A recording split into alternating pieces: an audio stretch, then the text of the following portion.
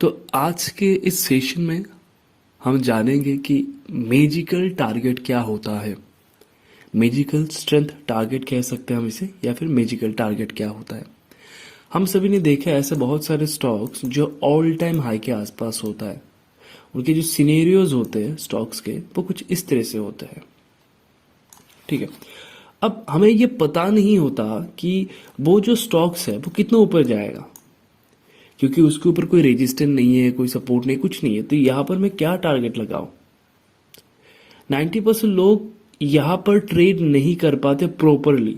वो उस स्टॉक को 1 या 2 दिन ही होल्ड करते, उसके बाद छोड़ देते हैं, क्योंकि उनको ये नहीं पता कि उस स्टॉक को जाना कहाँ है, क्या डायरेक्शन हो सकता है। कई बार आप देखिएगा ऐसे जो स्टॉक्स होते हैं वो आपको 30%, 40%, 50% तक रिटर्न देते हैं, लेकिन उन स्टॉक्स को हम होल्ड नहीं कर पाते क्योंकि ये ऑल टाइम हाई को ब्रेक किया गया था। तो हमें ये नहीं पता होता कि वो जाएगा कहाँ पर। एग्जैक्टली सिमिलर और एक पैटर्न का स्टॉक्स होता है, अगर मैं दिखाऊँ तो वो कुछ इस तरह से होता है। जैसे कि हमने कई बार इसको देखा है, बीईडीएल में था, फिर टाटा स्टील पे था। तो जब वो ब्रेक होता है वो कहाँ तक जाएगा, वो कैसे आइडेंटिफाई करें? क्योंकि एक्चुअल रैली यहाँ पर मिलती है, लोग पूरे रैली को नहीं ले पाते हैं। एक्चुअल रैली यहाँ पर मिलता है। क्यों मिलता है एक्चुअल रैली? क्योंकि उस प्राइस में स्ट्रेंथ, मोमेंटम, फोर्स सब कुछ होता है, लेकिन उस पूरे रैली को हम चीयर्स नहीं कर पाते। तो आज हम उस चीज को जानेंगे कि कैसे फाइंड आउट करना है, उस रैली को कैसे फाइंड आउट करना है, क्या कैसे टारगेट को वहां पर सेट करना है। इस चीज को समझने के लिए सबसे पहले हमें स्ट्रेंथ को समझना होगा। जैसे कि हमने कहा आरएसआई जो है वो स्ट्रेंथ को दर्शाता है कि मार्केट में स्ट्रेंथ क्या है, स्ट्रेंथ कैसे काम करते हैं, कहाँ तक उसको जाना होता है।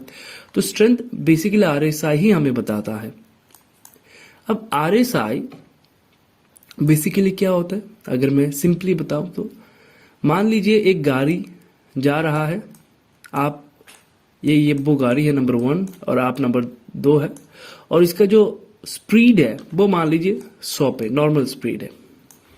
अब हुआ ये है कि ये जो नॉर्मल 100 का स्पीड वाला गाड़ी है, अगर अचानक से आप इसके पीछे जा रहे थे, अगर अचानक से वो अपना ये स्पीड जो है वो कम कर दे, तो आपके मन में सवाल आ जाएगा कि आगे चल के ये कहीं अपने डायरेक्शन को चेंज ना कर ले या फिर रुक ना जाए। वो सवाल आपके मन में आ जाएगा। क्यों?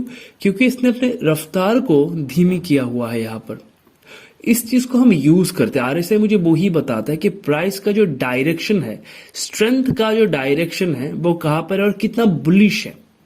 और इस चीज को हम अपने इस सेशन में ऐड करेंगे, और ये मुझे बताएगा उन सारे स्टॉक्स के बारे में जो ऑल टाइम हाई पे होते हैं, और उनके टारगेट के बारे में कि उनको जाना कहाँ पर होता है।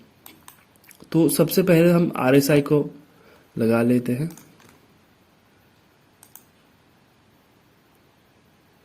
ये हमारा नॉर्मल आरएसआई,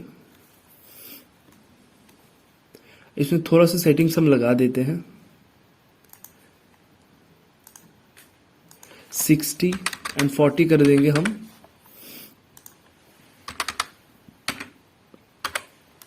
ओके, और इस चीज का भी ध्यान रखें कि आरएसआई को हम मंथली में यूज करेंगे।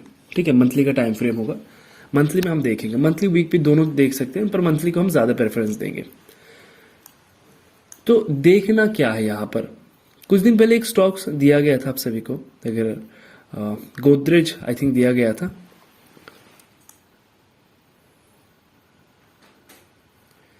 तो कुछ दिन पहले आप सभी को गोदरेज दिया गया था। अगर आप ध्यान से देखें तो आपको जो ये दिया गया था, ये करीबन इस रैली के आसपास दिया गया था। ऐसा वो सिनेरियो था, ऐसा वो सिनेरियो था, और यहां से एक रैली आया हुआ था मार्केट में।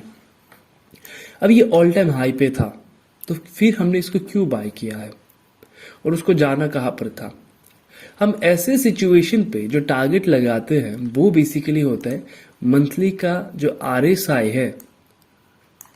मंथली का जो आरएसआई है, देख लीजिए, हमेशा इस चीज का ध्यान रखें कि जब भी आरएसआई का ये ट्रेंड लाइन जो है, जो आप देख रहे हैं फिलहाल मंथली में, अगर वो ट्रेंड लाइन ब्रेक हो जाता है कभी भी, तो अल्टीमेटली उसको ऊपर ही जाना होता है। ये मार्केट का एक सीक्रेट है।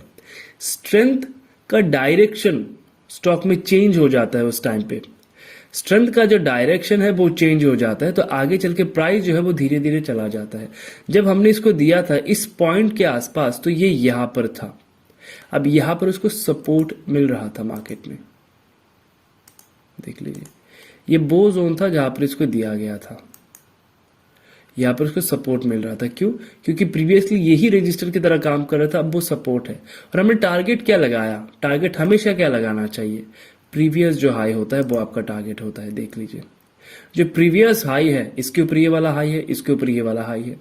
तो जो लोग ये कहते हैं कि ऊपर कितना जाएगा हमें नहीं पता, उनके लिए ये है कि वो हमेशा जब मंथली का जो ट्रेंड है, स्ट्रेंथ का जो ट्रेंड है, जब वो ब्रेक हो जाता है उसके बाद वो धीरे धीरे चलता रहता है। और उस हिसाब से हमें टारगेट क्या लगाना है? टारगेट हमें हमेशा जो लगाना है वो ये वाला सिनेरियो है कि उसके पिछले वाला हाई क्या है। जब भी हम किसी ट्रेंड लाइन ब्रेकआउट पे टारगेट लगाते हैं, हम क्या लगाते हैं? प्रीवियस हाई लगाते हैं, राइट। जब भी हम देख लीजिए, जब भी हम किसी भी ट्रेंड लाइन ब्रेकआउट पे बाय करते हैं तो टारगेट क्या होता है? Previous high. एग्जैक्टली यहाँ पर अगर आप बाय करते हैं तो आपका टारगेट प्रीवियस हाई होगा, प्रीवियस हाई होगा, प्रीवियस हाई होगा। तो एग्जैक्टली ये आपको देखने को मिला। तो ये होते हैं ऑल टाइम हाई पे जो स्टॉक्स हम बाय करेंगे उनका क्या टारगेट है। रिसेंटली एक स्टॉक दिया गया था, अगर आप इस स्टॉक को ध्यान से देखें, देख लीजिए, इसमें ऑलरेडी मैंने ड्रॉ करके रखा हुआ है। तो अगर आप इस रैली को ध्यान से देखें तो उसका जो स्ट्रेंथ है, वो उस स्ट्रेंथ का जो डायरेक्शन है वो चेंज हो चुका है ऑलरेडी, और वो प्राइस यहां पर है। जैसे कि मैंने दो सिनेरियो बताया था स्टॉक्स का, तो प्राइस यहां पर है, स्ट्रेंथ का जो रैली है वो चेंज हो चुका है। अब यहां से वो बाउंस बैक लेगा, यहां से उसको जाना है कहां तक? इस रैली तक उसको आना है। तो जब भी हम ऐसी सिचुएशन पे बाय करेंगे तो टारगेट क्या होगा? टारगेट प्रीवियस हाई होगा, जब तक इस लेवल के आसपास नहीं आ जाता। अगर आप ध्यान से देखें तो ये एक लेवल है, बहुत इंपॉर्टेंट एक लेवल है, देख लीजिए, एक इंपॉर्टेंट लेवल है। जब तक प्राइस यहां पर नहीं आ जाता हम इसको सेल नहीं करेंगे, ये हमारा टारगेट होगा। अगर आप देखें तो जब ये RSI यहां तक आएगा तो ये प्राइस ऑलरेडी इस लेवल तक आ जाएगा, इस लेवल तक आ जाएगा। जब ये RSI यहां तक आएगा तो इसे कहते हैं टारगेट फाइंड आउट करना। इससे हम टारगेट लगाते हैं ऑल टाइम हाई स्टॉक्स पे। हम ये फाइंड आउट करते हैं कि उसका डायरेक्शन कहां पर चेंज हो चुका है। ऐसी सिचुएशन में RSI को ऐसे में यूज करना है। लोगों के लिए लगेगा कि ये कितना ऊपर जा सकता है, कोई ये यकीन नहीं करेगा कि उसके ऊपर 59% 60% का रैली बन सकता है, इसके ऊपर भी बन सकता है। लोग कहते हैं कि मार्केट का हाई कहां पर है, किसी को नहीं पता। जब ऑल टाइम हाई ब्रेक होता है तो वो कहां पर जाएगा, किसी को नहीं पता। इसके रीजन क्या है? इसके रीजन यही है कि हम स्ट्रेंथ को नहीं देखते। स्ट्रेंथ मुझे बताता है कि पहले हाई कहां पर था मार्केट का, स्ट्रेंथ मुझे वो बताता है। ऐसे बहुत सारे आज के दिन आपको स्टॉक्स मिलेंगे जो ऐसे सिचुएशन में है। कुछ दिन पहले भी एक स्टॉक्स दिया गया था, अगर आप ध्यान से देखें, कुछ दिन पहले इस स्टॉक को दिया गया था, अगर आप ध्यान से देखें, एग्जैक्टली सेम सिनेरियो था। अगर आप इसको थोड़ा सा ध्यान से नोट करेंगे तो इसने अपने डायरेक्शन को यहाँ से चेंज कर लिया था। अब चेंज करने के बाद जब हम इसको बाय कर रहे थे तो इस पॉइंट पे था, तो ये हमारा वीकली स्टेशन है। अब ऐसे सिचुएशन में हम क्या करते हैं? एंट्री के लिए वीकली पे आ जाते हैं। आने के बाद हम देखते हैं कि वीकली में वो अपना जो डायरेक्शन है, जैसे कि मंथली में जैसे चेंज करता है, वीकली में भी वो चेंज करता है, डेली पर भी वो चेंज करता है। डेली में क्या होता है? वो 40 से बाउंस बैक ले रहा होता है। देख लीजिए, जब वो 40 से बाउंस बैक ले रहा होता है उस टाइम पे हम इसको ऐड कर देते हैं।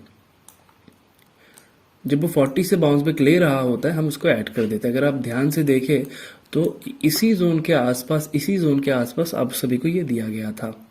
तो हम छोटे टाइम फ्रेम पे आ जाते हैं, क्योंकि हायर टाइम फ्रेम पे मुझे पता है इसको जाना कहाँ है। इसको थोड़ा सा ध्यान से देखिए आप, हायर टाइम फ्रेम पे मुझे पता है कि उसने डायरेक्शन को चेंज किया है। अब इसका टारगेट क्या होगा? देख लीजिए, इसका टारगेट क्या होगा, क्योंकि इसने यहाँ से उसको ब्रेक किया था और हम जब बाय कर रहे थे इस पॉइंट पे था, तो हम टारगेट क्या लगाएंगे? यही लगाएंगे जो प्रीवियस हाई था इसका। देख लीजिए, एग्जैक्टली इसी प्राइस से वो रिजेक्ट हुआ है।